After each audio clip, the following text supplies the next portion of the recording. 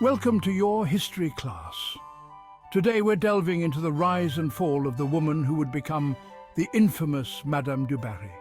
Her charm brought her from the brothels of Paris to the bedroom of a king, but the very allure that granted her power would lead to a downfall as shocking as her ascent. Born Jeanne Bécu to a seamstress and raised in poverty, she had no connections to nobility or wealth. But her beauty and charm, however, made her a sought-after presence in Paris's social circles. Jeanne caught the attention of influential men, including Jean-Baptiste du Barry, a notorious procurer.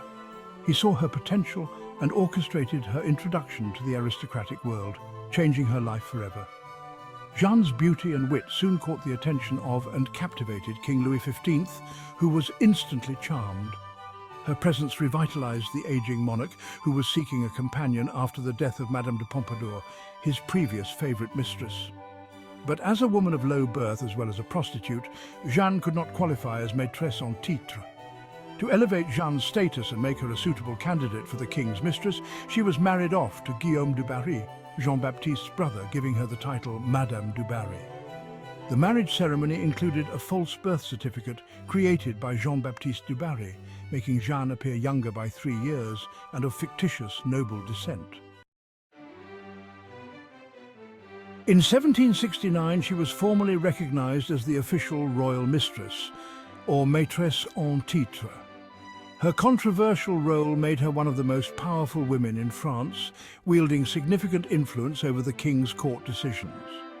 Du Barry received extravagant gifts from the king, including jewels, chateaux, and a luxurious lifestyle. Her position allowed her to live in Versailles and mingle with the nobility, though she faced immense criticism and disdain from court members. Life at Versailles was a whirlwind. Balls, masquerades, intrigues. Madame du Barry thrived. She was charming, witty, a skilled conversationalist. She wielded considerable influence over the king. Her enemies underestimated her. They saw only a beautiful face. But Jeanne was no fool. She learned the art of court politics. She made alliances. She played her rivals against each other. She championed artists and writers. Her patronage helped shape the artistic tastes of the era. But her power came at a price. Her influence over the king made her a target. The court seethed with resentment. The king's daughters despised Madame du Barry. They saw her as a threat to their influence. The nobility sneered at her humble origins. Scandals erupted, pamphlets circulated. Marie Antoinette, newly married to the Dauphin, despised du Barry, viewing her as a scandalous figure unworthy of the royal court. The rivalry between the two became a symbol of the clash between nobility by birth and nobility by favour. The king, besotted, remained her protector, however. Her influence extended to politics.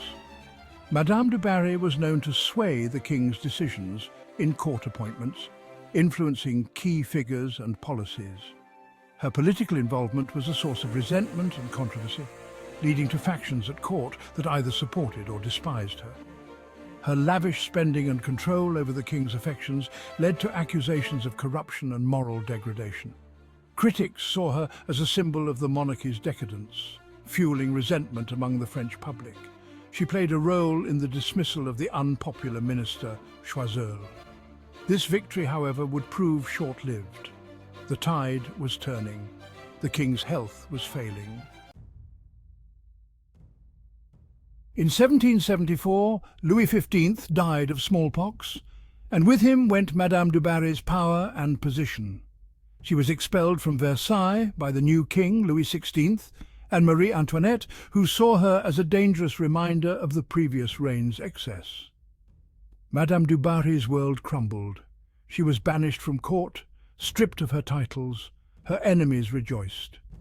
Du Barry retreated to her chateau at Versailles, where she attempted to rebuild her life. Though she retained some wealth, she lost her influence and faced increasing isolation as political tensions in France grew. But her ordeal was far from over. The French Revolution exploded in 1789.